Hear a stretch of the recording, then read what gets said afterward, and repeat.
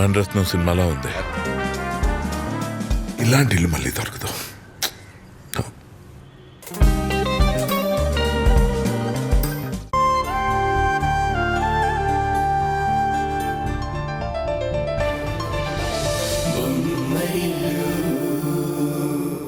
చూడండి అత్తయ్య, కంట్లో నలుసు పడితే కన్ను పీకేసుకోకూడదు అన్నారు కదా. కాని కట్టుకున్న మొగుడు నా కళ్ళల్లో నలుసు కాదత్తయ్య. బాబు చనిపోయాడని అబద్ధం చెప్పి నిప్పులు పోశాడు.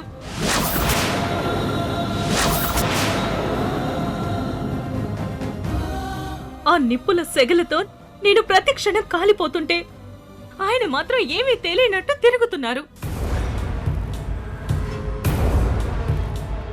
ఇప్పుడు నా మనసులో మీ అబ్బాయిపై ఉన్న నమ్మకం పూర్తిగా చచ్చిపోయింది. దాంతో చచ్చిపోయిన బంధాన్ని మోసే ఓపిక నాకు లేదు. అందుకే ఈ క్షణమే ఇప్పుడే ఇల్లు వదిలి నా పుట్టింటికి వెళ్ళిపోతాను. నేను మా పుట్టింటికి వెళ్ళిపోతాను. అమ్మా హారిక, ఒకసారి నేను చెప్పేది వినమ్మా. నీలో ఉన్న జ్ఞానాన్ని నీ ఆవేశం పక్కదారి పట్టిస్తుందమ్మా. అందుకే నువ్వు ఒక్కసారి ఓపికగా ఆలోచించమ్మా. చూడమ్మా, జీవితంలో సమస్యలు వచ్చినప్పుడు బంధాలని తెంచేసుకుని దూరంగా వెళ్ళిపోకూడదు. ఆ సమస్యల కళ్ళల్లోకి చూసి నవ్వుతూ ఎదుర్కోవాలమ్మా. చట్టాన్ని కాపాడడానికి ప్రాణాలని సైతం లెక్క చేయని నా కొడుకు కట్టుకున్న భార్యని మోసం చేయడమ్మా.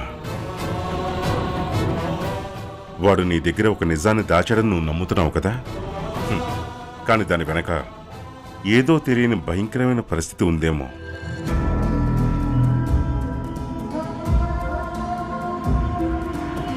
లేదా నిన్ను మానసిక నరకం నుంచి కాపాడే నిజాయితీ కల ఆలోచన ఉందేమో. అందుకే ఒక్కసారి ఆలోచించు చూడమ్మా. క్షమించండి మావయ్య, కట్టుకున్న భర్తే ద్రోహి అని తెలిసాక నేనిక ఎవరి గురించి ఆలోచించను, ఎవరి మాట వినను.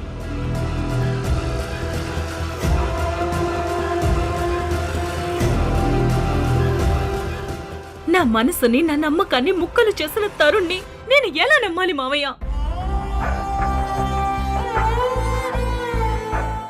నమ్మకం చచ్చిపోయాక నడిచే దారి అడవైన ఒకటే, శ్మశానమైన ఒకటే.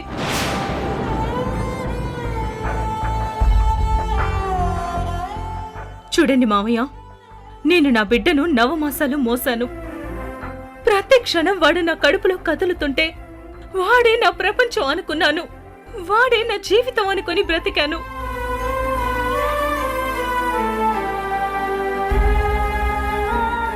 అమ్మా అని పిలిపించుకోవడం కోసం నేను తప్పించిపోయాను. వాణ్ణి చూసే రోజు కోసం ఎదురు చూశాను. కానీ అంతలోనే నా బాబు పొడుతోనే చనిపోయాడని ఆ హాస్పిటల్ వాళ్ళు అబద్ధం చెప్తే గుడ్డిగా నమ్మేసి ఇన్నాళ్ళు నరకం అనుభవించాను.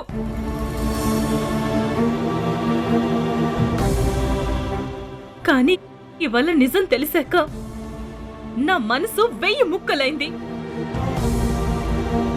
బిడ్డలను మార్చేశారనే నిజం తెలిసిన తరుణ్ ఆ విషయాన్ని నా దగ్గర దాచాడని తెలిసాక నేను తనతో కలిసి ఎలా కాపురం చేయాలి? అందుకే నేనిప్పుడే మా పుట్టింటికి వెళ్ళిపోతాను. నన్ను వెళ్ళనివ్వండి మావయ్య. ఆగు హారిక, పారిపోతే సమస్యకి పరిష్కారం కాదు, ఎదురు తిరిగితేనే నీకు సమాధానం దొరుకుతుంది. అందుకే నువ్విక్కడుండే ఏదైనా సాధించాలి తప్ప ఎక్కడికి వెళ్ళకూడదు. హారిక, ఏం జరిగింది? నీ చేతిలో ఆ సూట్ కేసు ఏంటి? నువ్వెక్కడికి వెళ్తున్నావు? ఎక్కడికి వెళ్తున్నానా? మీరు చేసిన మోసానికి నా కన్న బిడ్డను కోల్పోయి నరకం అనుభవించిన నేను మీకు దూరంగా వెళ్ళిపోతున్నాను. ఒక్కసారి నేను చెప్పేది విను హారిక. నేను నిన్ను మోసం చేయలేదు. ఏం జరిగిందో నీకు పూర్తిగా నేను చెప్తాను. దయచేసి నన్ను నమ్ము. లేదు, నేను మిమ్మల్ని నమ్మను. నాకు మీ పైన ఉన్న నమ్మకం ఈ రోజుతో సమాధైపోయింది.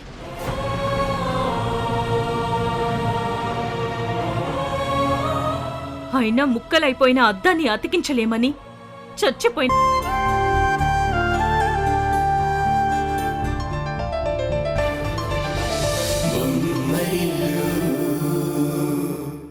అయితే బాబు బతికే ఉన్నాడని తెలిసాక కూడా ఆ నిజాన్ని ఇంట్లో ఎవరికి చెప్పకుండా నీ గుండెలోని ఎందుకు దాచుకున్నా? హారిక బాబు కోసం కన్నీళ్లు పెడుతుంటే ఆ కడుపు కోతను చూసి కూడా ఎందుకు నిజాన్ని దాచావు?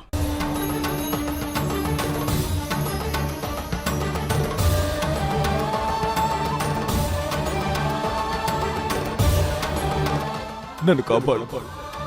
ఈ నిజం బయటకు రాని.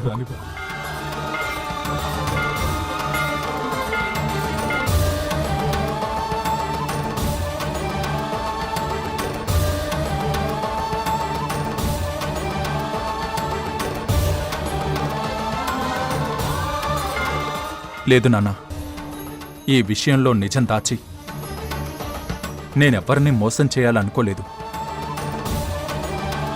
ప్రతి క్షణం, ప్రతి నిమిషం బాబు బతికే ఉన్నాడన్న నిజం మీ అందరికీ చెప్పాలనుకున్నాను.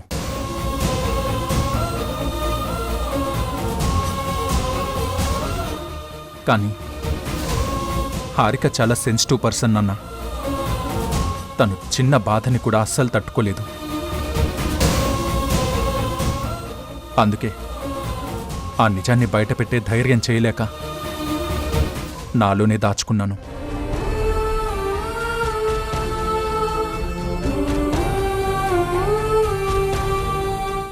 అంతేకాదు,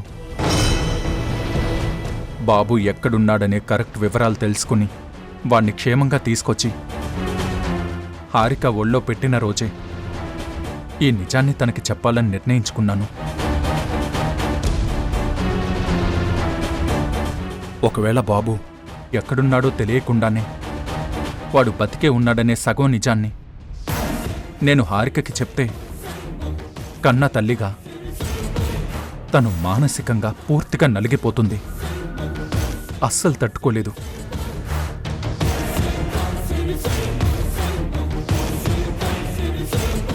అదే పనిగా బాబు గురించి ఆలోచిస్తూ లోపల కుమిలిపోతుంది. ఆ విషయం తెలిసిన నేను ఒక భర్తగా మానసిక నరకానికి దూరం పెట్టాలనుకున్నాను.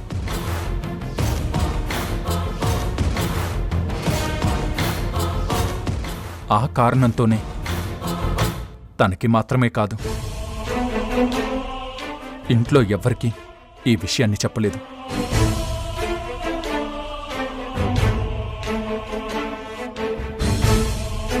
చాలు తరుణ్. హారిక అమాయకత్వాన్ని ఒక సాకుగా చూపిస్తూ నువ్వు చేసిన మోసాన్ని, ఈ నమ్మక ద్రోహాన్ని కప్పిపుచ్చుకున్నది చాలు. నీ మాటలకి ఇక్కడ అందరూ కరుగుతారేమో కానీ హారిక గుండెల్లో నువ్వు గుచ్చిన కత్తి తాలూకు నొప్పి అస్సలు తగ్గదు తరుణ్.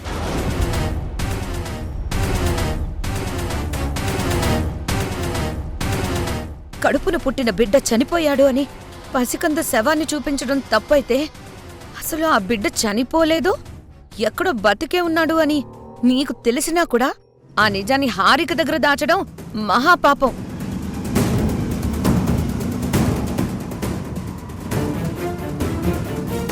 నీ కన్న కొడుకుని ఎక్కడో ఏ చీకట్లోనో వదిలేశావు. వాడి కోసం పిచ్చిదాన్లాగా ఏడుస్తున్న కన్న తల్లికి నిన్ను కాపాడ్డానికి ఈ నిజాన్ని దాచాను అని ఇప్పుడు మరో కొత్త అబద్ధం చెప్తున్నావు.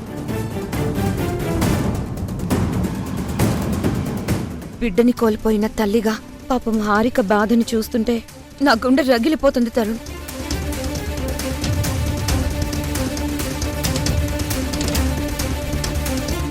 దానికి కారణమైన నిన్ను చూస్తుంటేనే నాకు అసహ్యం వేస్తుంది.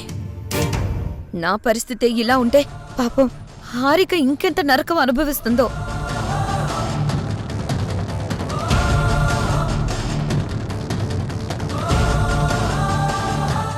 రే తరుణ్, హారికకు ఏమి అవ్వకూడదని ఆలోచించి నువ్వలా చేశావు. కానీ నాకు అర్థం కాని విషయం ఏంటంటే, అసలు ఈ రహస్యం హారికకి ఎలా తెలిసింది? ఈ విషయాన్ని తనకి తెలిసేలా ఎవరు చేశారు?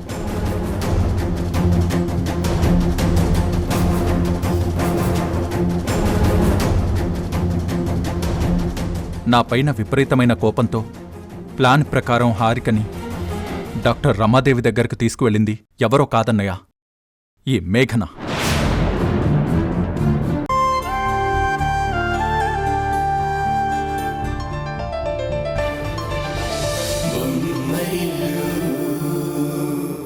హారిక గారు, మురారి మిమ్మల్ని కలవరిస్తున్నాడు.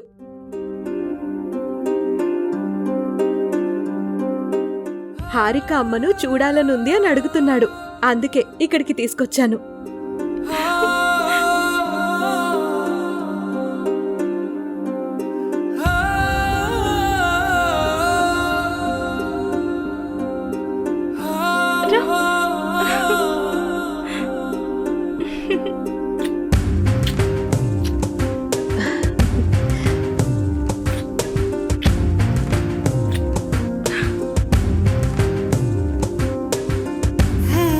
ఈ తల్లిని తలుచుకున్నావా మురారి? నా బంగారు కన్నా.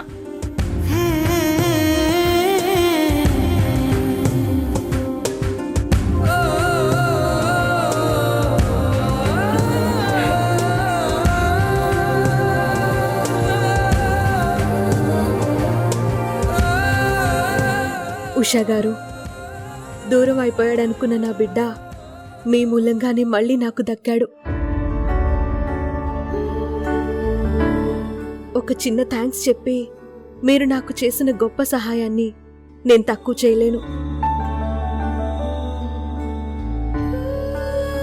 నిజం చెప్పాలంటే ఏం చేసినా నేను మీ రుణం తీర్చుకోలేను.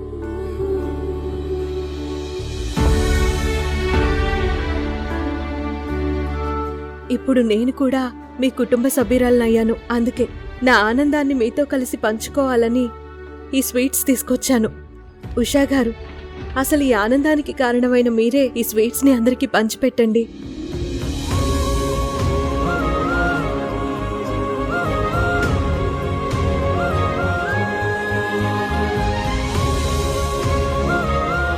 అదే ఉషా గారు, నాకొక చిన్న అనుమానం. ఇంతమందిని ఇబ్బంది పెట్టిన మురారి కిడ్నాప్ సమస్యను మీరంత సులభంగా ఎలా తీర్చగలిగారు?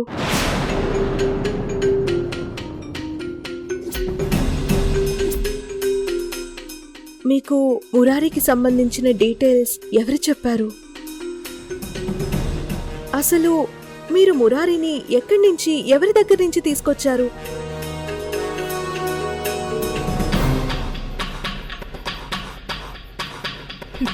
సునంద్ గారు, ఆ ప్రశ్నకు మాత్రం ఆవిడ జవాబు చెప్పదు. ఇలాంటి గొప్ప పనులు చేసే సమర్థత గలది, కానీ ఎలా చేసిందో మాత్రం ఎన్నిసార్లు అడిగినా ఇప్పటిదాకా మాకే చెప్పలేదు.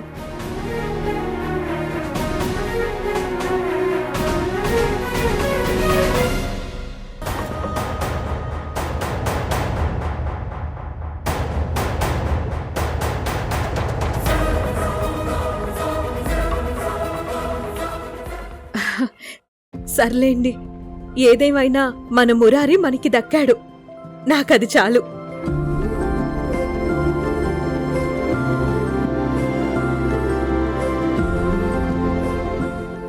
అన్నట్టు ఇంకో ముఖ్యమైన విషయం, మురారి కిడ్నాప్ అయినప్పుడు తనని ఎలాగైనా కాపాడమని ఆ శివయ్యకు మనసులో మొక్కుకున్నాను. రేపు ఆ మొక్కు తీర్చుకుందాం అనుకుంటున్నాను.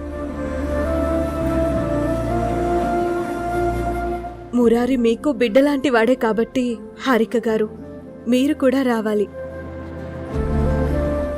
ఉషా గారు, మీరు కూడా మాతో వస్తే చాలా బాగుంటుంది.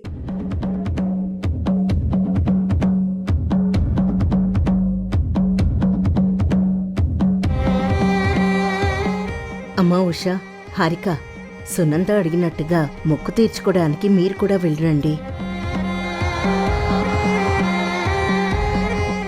నాకు వేరే అర్జెంటు పనుందత్తయ్య, వీలు పడకపోవచ్చు.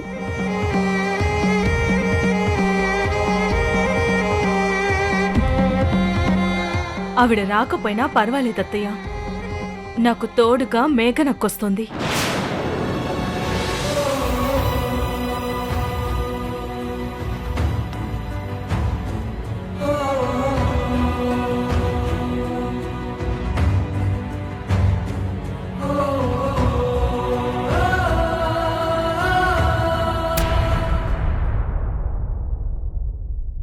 అన్నయ్య, కిరణ్, ఎంతసేపు అయిందిరా వచ్చి? కూర్చోరా. పర్వాలేదన్నయ్య. నాతో ఏమైనా మాట్లాడాలా? అవునన్నయ్య.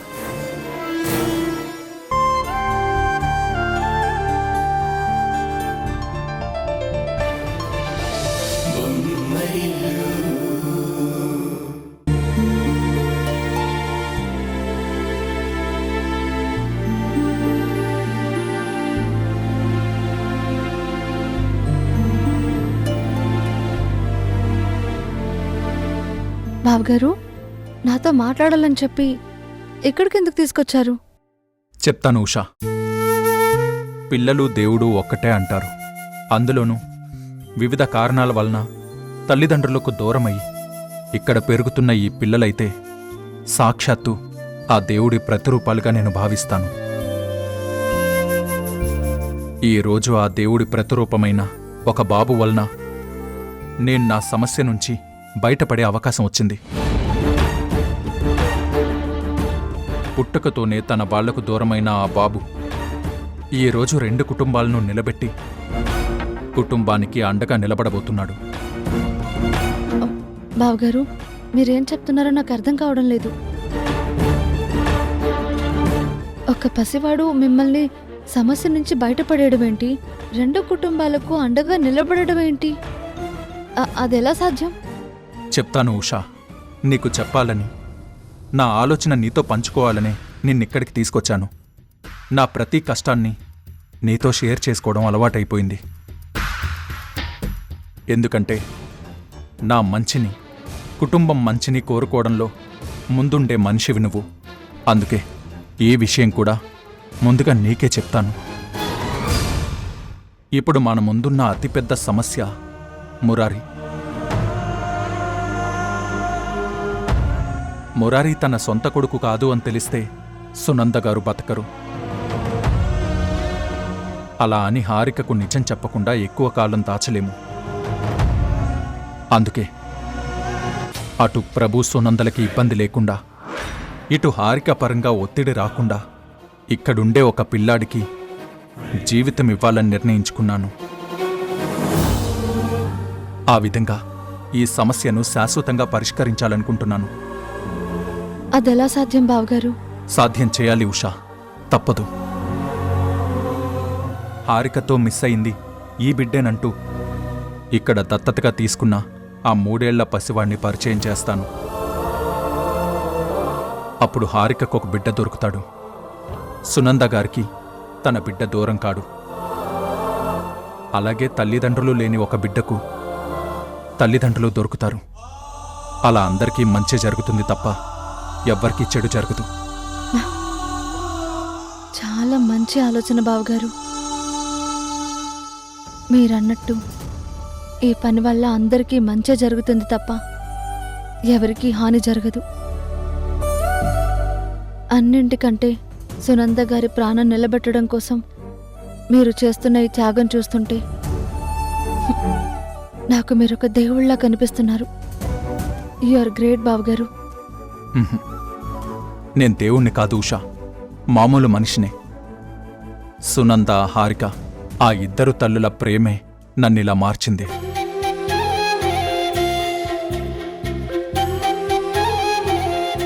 మీరు తరుణ్ గారు కదా? అవునండి. నేను మీకోసం ఎదురు చూస్తున్నాను సార్. ఇక్కడే ఆగిపోయారే, లోపలికి రండి సార్. పదండి. రండి సార్. పద ఉషా.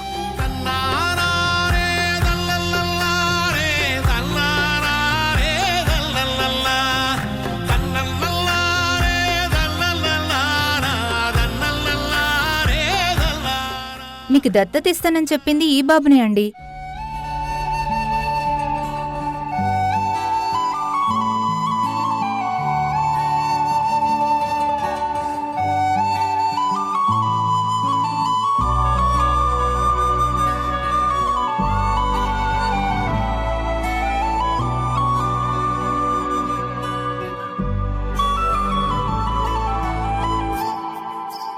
ప్రస్తుతం మీ బాబు మిగిలిన పిల్లలతో పాటు నర్సరీ క్లాసులో ఉన్నాడు. అలాగేనండి.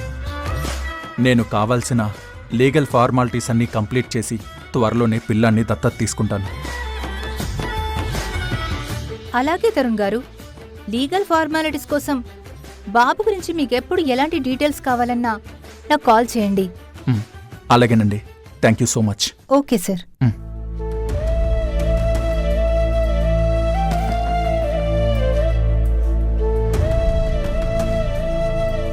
బావగారు, బాబు చాలా బాగున్నాడు బావగారు. చెప్పానుగా ఉషా, ఇక్కడున్న ప్రతి బిడ్డ ఆ దేవుడి ప్రతిరూపమని. అందుకే అందరూ బాగుంటారు. సరేలే, నేను స్టేషన్ వైపు వెళ్తున్నాను. నిన్న ఆఫీస్ దగ్గర డ్రాప్ చేస్తాను, పద. లేదు బావగారు, నాకు ఈ దగ్గరలో వేరే పనుంది. నేను వెళ్తాను, మీరు వెళ్ళండి. మ్.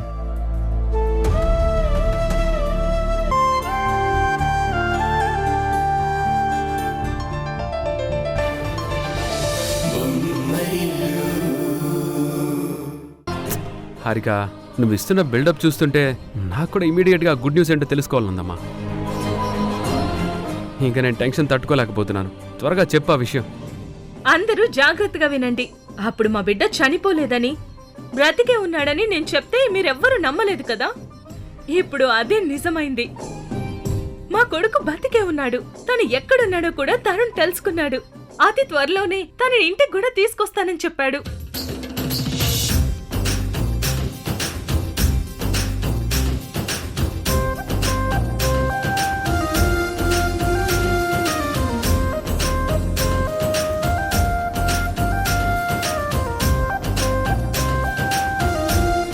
ఎరా, హారిక చెప్పేది నిజమా?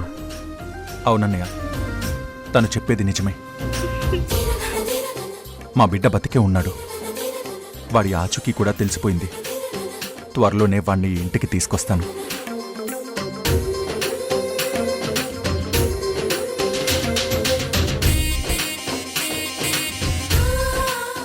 సడన్ గా ఈ ట్విస్ట్ ఏంటి? దీని వెనక్కి ఏదో పెద్ద కథే నడుస్తున్నట్టుంది. పైగా ఈ తరుణ్ వాళ్ళకం చూస్తుంటే నాకెందుకో అనుమానంగా కూడా ఉంది.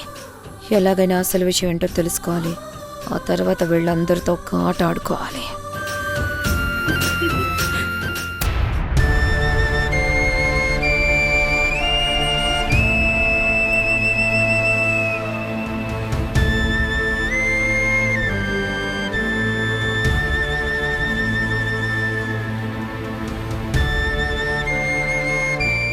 నువ్వేం అనుకో కుషా.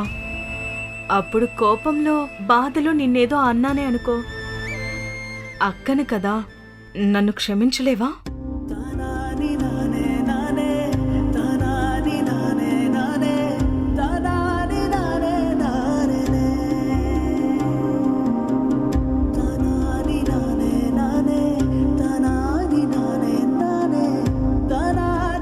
భగవంతుడా, హారిక అక్కకు అబద్ధం చెప్పడం తప్పైనా తప్పనిసరి పరిస్థితుల్లో ఇలా చేయాల్సొచ్చింది. ఈ విధంగా అయినా ఈ సమస్యను పరిష్కారం చేయి తండ్రి.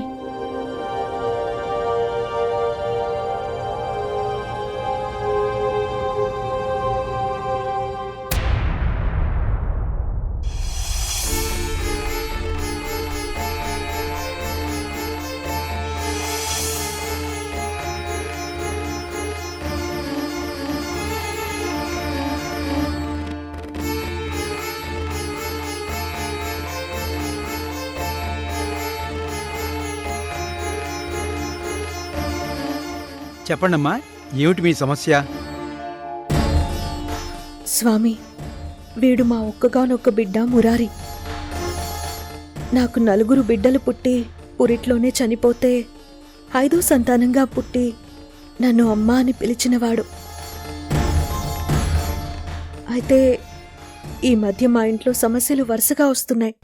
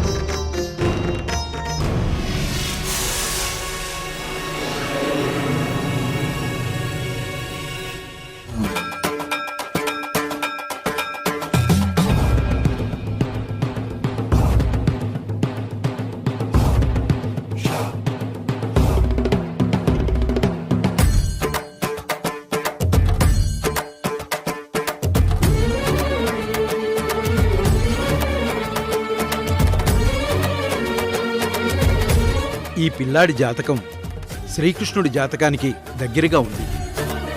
అందుకే ఆ ప్రమాదాలు, అపహరణలు.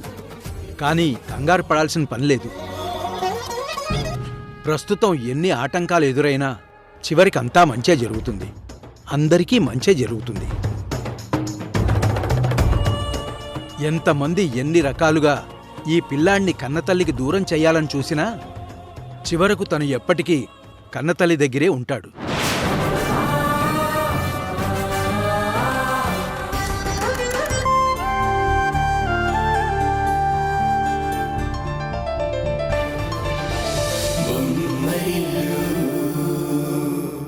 తరుణ్ నాకు అబద్ధం చెప్పడం ఏంటక్క?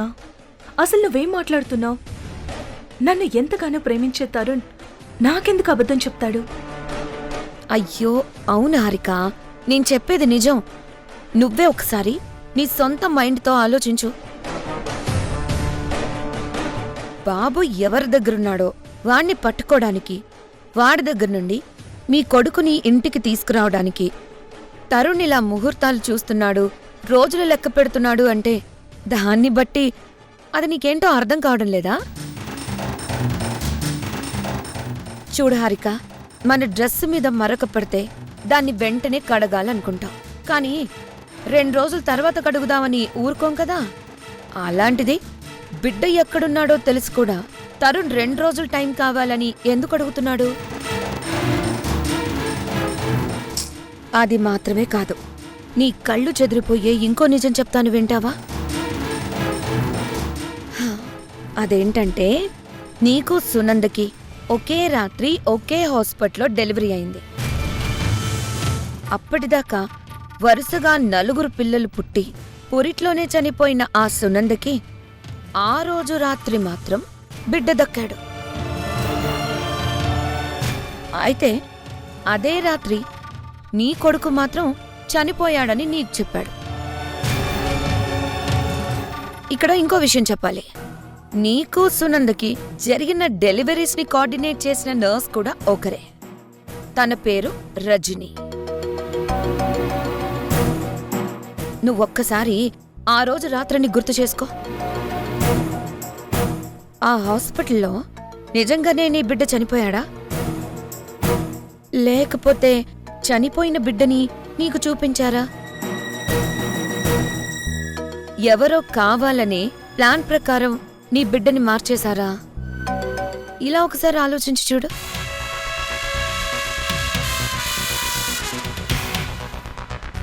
సునందకి నాకు ఒకే రోజు ఒకే హాస్పిటల్లో డెలివరీ అవడమేంటి? ఇద్దరి డెలివరీస్ని నర్స్ రజనీ కోఆర్డినేట్ చేయడమేంటి? పిల్లలను రజనీ మార్చిందా?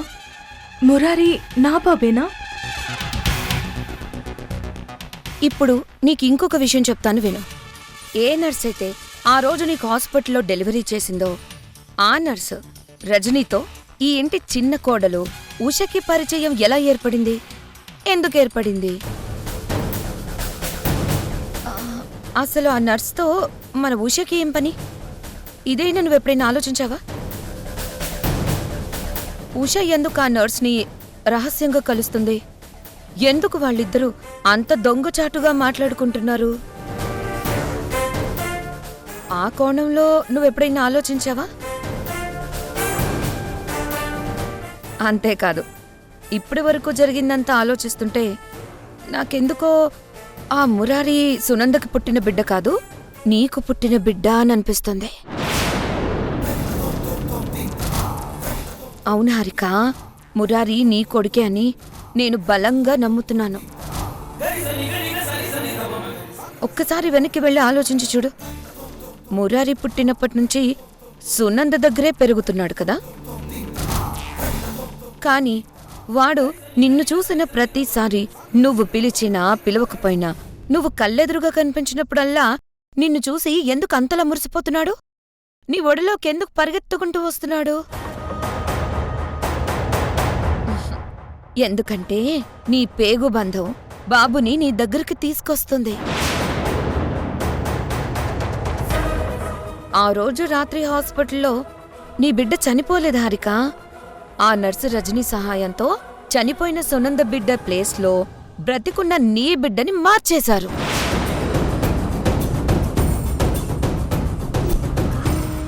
ఇవాళ సునంద చేతుల్లో ఎదుగుతున్న మురారి ఇన్నాళ్ళు నువ్వు ఏడుస్తూ ఎదురు చూస్తున్నా నీ కన్న కొడుకు హారిక. అవునా హారిక? నీ బిడ్డ ఎవరో కాదు, ఆ మురారియే.